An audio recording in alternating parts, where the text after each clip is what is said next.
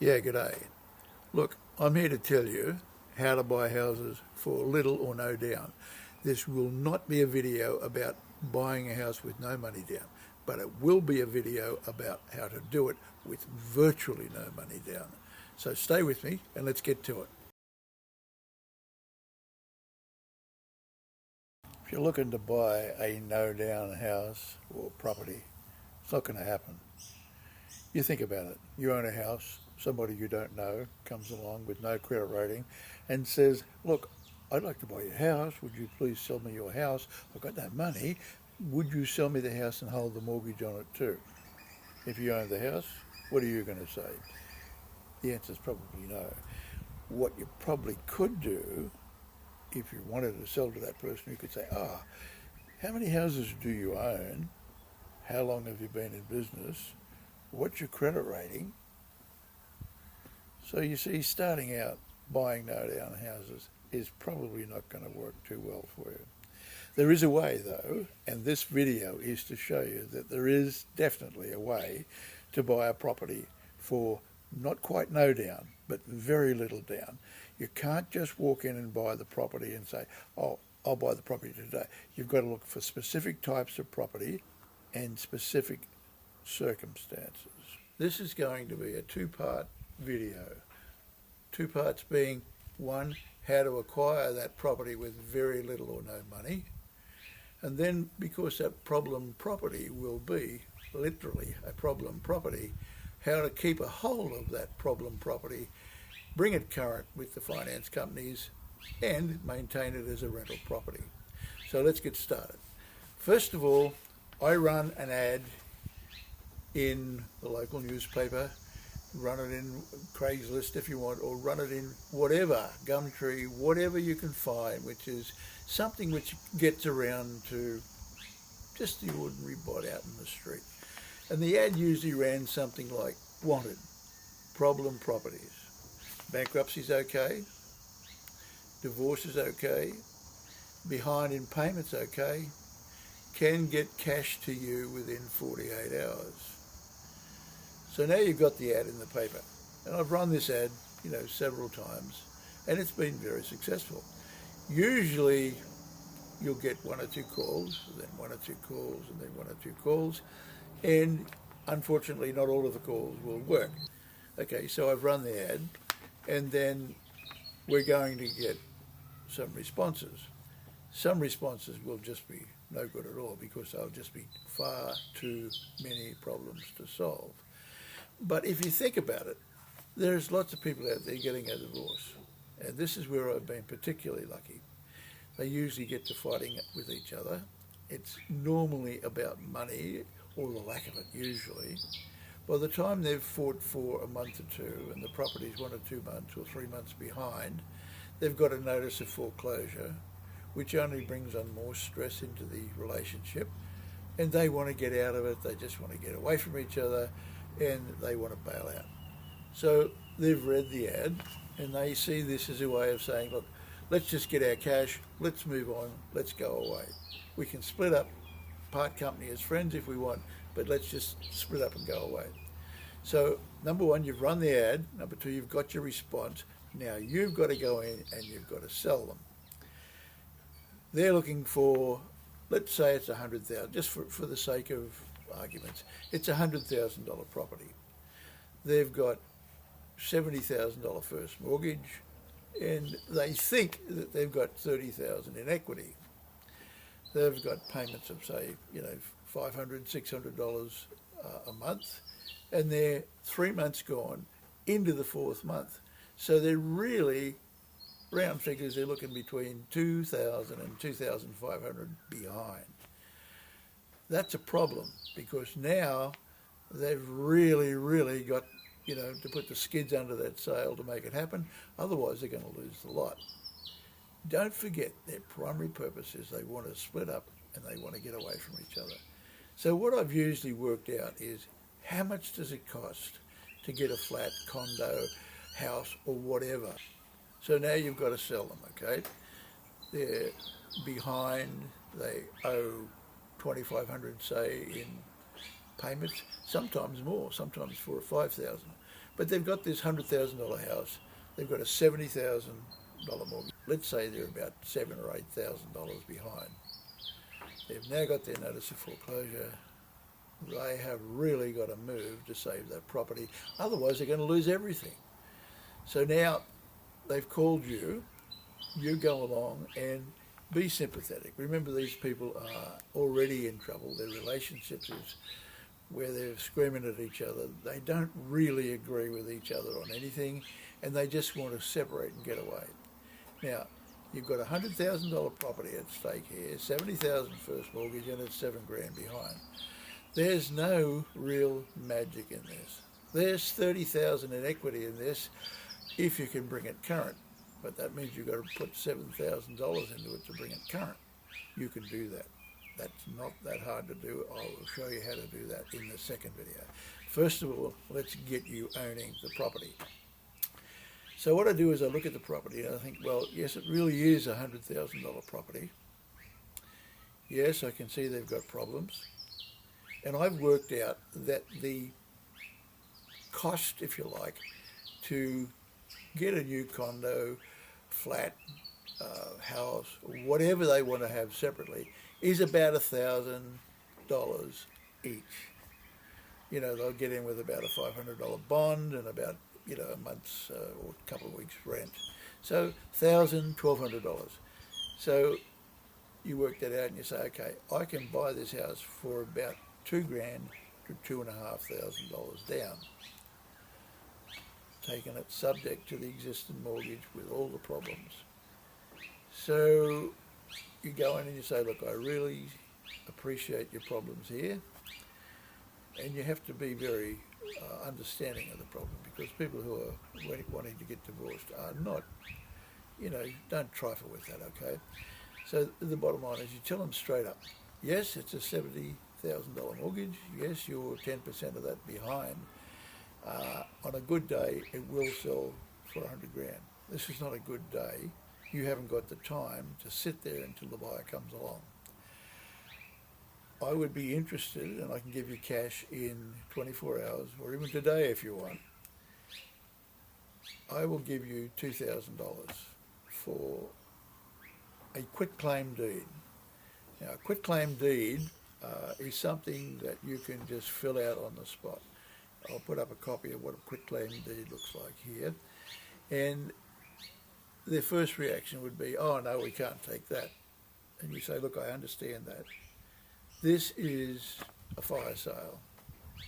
In a fire sale, unfortunately, and it is unfortunate, but if they're going to let it go to foreclosure, you might as well have it rather than the bank has it. So you be nice to them, and you listen to their problems and you sympathise, and do it for real. Don't put on, don't, you know, try to con them or anything like that. These are people that are in problems. And so if you behave, you know, ethically by understanding their problems, you'll get this property. Because what I normally do is I say, look, I understand completely.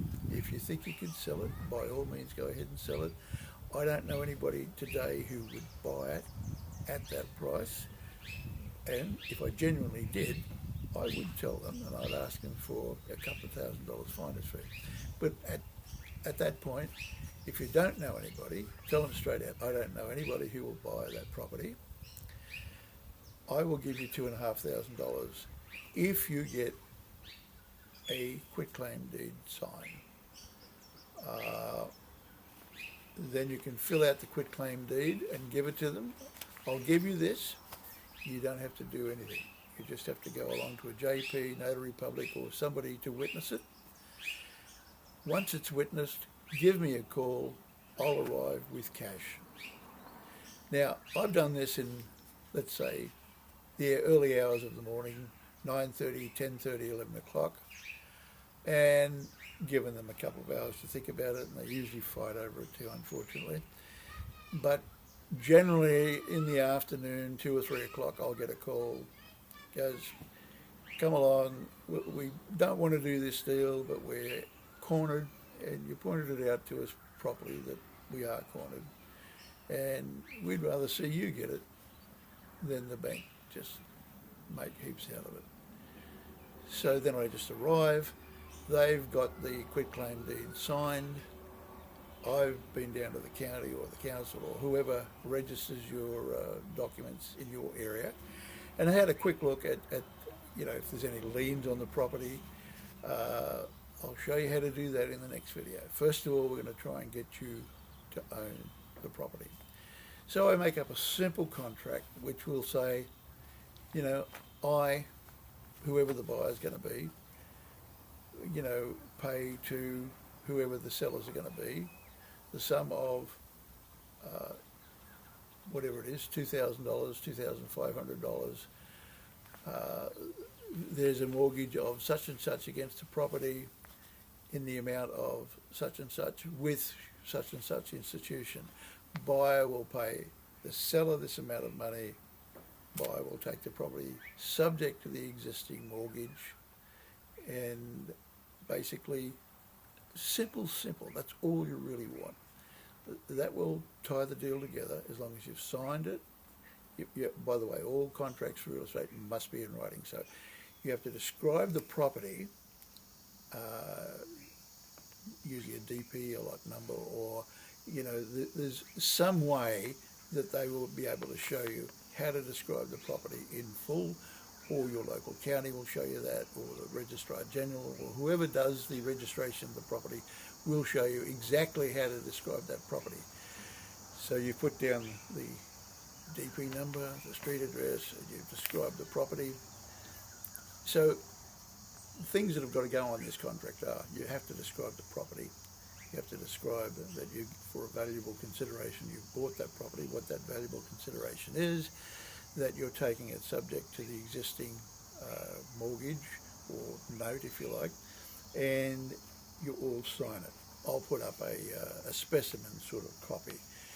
And different states have different rules about that, but in 5 minutes flat you'll learn what you've got to have in a contract for sale of real estate. And it must be in writing. Just about everywhere it's got to be in writing. So now you've got these people, they're going to hand you a quitclaim deed, and you're going to give them $2,500. But you don't give them the $2,500 until they're ready to leave. So you say, okay, how long will it take you to vacate these premises? So you write that in here that, they'll vacate the premises within, say, 7 days, or before you give them the money is ideal. Usually they're ready to bail out. So usually they'll give you the quitclaim deed and they'll give you the keys at the same time.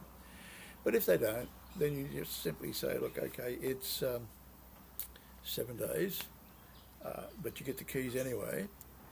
And usually in a contract like that, I usually say, look, in good faith, the seller will vacate the premises in 7 days. If, however, the seller does not, the seller agrees to pay rather exorbitant amounts. I usually put in quite heavy and, calculated on a daily basis for every day that they stay over. So they sign that. So they don't want to incur more costs. Most people are pretty real, and you talk to them, and I usually try and get the keys to a vacant place. So I usually don't hand over the money until they've got a quitclaim deed and they've got keys to give me. You can work that out with the people. But if they stay over, and if they've signed this in bad faith and they're going to stay over, and they're going to pay this exorbitant amount of money, then you actually do take some action against them. Right at this time, though, you've accomplished the first issue. You've got a house, there will be vacant possession, you've got the keys, and you own it. If you've got a quitclaim deed, you take that down to your county officer, registrar, general counsel, whoever you register it with, you register that. Now, this is where it's no money down. You do have to pay a transfer fee to register, almost everywhere, okay? There's no getting out of that. This is a way the counties, the states, the governments gouge you, because if you're changing properties, they're wanting their pound of flesh. So when you hear about no money down, take into account the county gets paid, all right? So at this stage, you've got the property, you've got vacant possession, you've got it registered in your name, and you've got an almighty problem to solve. Look for video 2, because that video will explain in detail how to fix that problem and come out smiling like a rose. These people who own this property could just as easily have done this themselves if they knew what to do. Knowledge is power, and you don't volunteer power, and you don't just give it away for nothing. If you know how to do it, then that's your secret. That's how you do it. So come back for the second video, and I'll make sure you keep the house. I'll make sure you're happy. I'll show you how to put a tenant in it, and I'll show you how to stop the tenants complaining that there's something wrong with the house and they don't want to pay the rent.